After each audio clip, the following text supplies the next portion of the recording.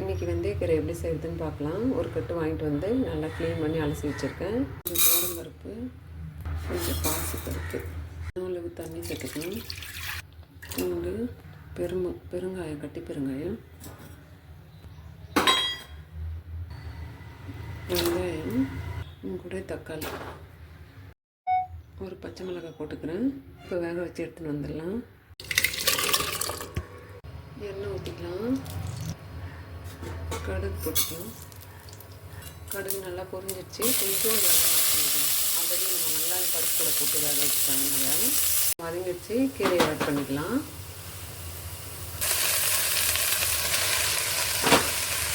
ஏன்னா உப்பு ஆட் பண்ணிக்கிறேன். கூட மிளகாத்தூள் கொஞ்சம் ஆட் பண்ணிக்கிறேன். ஏன்னா ஒரு பச்சை மிளகா தான் ஆட் பண்ணேன்னா அதனால். பருப்பு தண்ணியை ஆட் பண்ணிக்கலாம்.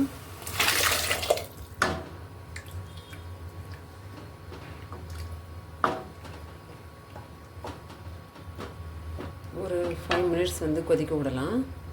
பொதுவாகவே கீரையெல்லாம் தட்டு போட்டு மூடி வேக வைக்கக்கூடாதுன்னு சொல்லுவாங்க. அதனால ஓப்பன்லேயே வச்சுருக்கேன். கீரை நல்லா வந்துடுச்சுங்க. கடைசியாக நம்ம தேங்காய் பால் ஊற்றிடலாம். இது கூட பெருஞ்சீரகம் போட்டு அரைச்சி வச்சேன். அது சும்மா ஒரு கொதி வந்தோடனே இறக்கிடணுங்க. தேங்காய் பால் ஆட் பண்ணி ரொம்ப தூரம் கொதிக்க வைக்கக்கூடாது. அதனால் ஸ்டவ் ஆஃப் பண்ணிடலாம். புட்டு ரெடி ஆகிடுச்சுங்க. இந்த வீடியோ பிடிச்சிருந்துன்னா லைக் பண்ணுங்கள், கமெண்ட் பண்ணுங்கள், ஷேர் பண்ணுங்கள். மெயினாக நீங்கள் செஞ்சு பார்த்துட்டு எப்படி இருந்ததுன்னு சொல்லுங்கள். See you next video. Bye.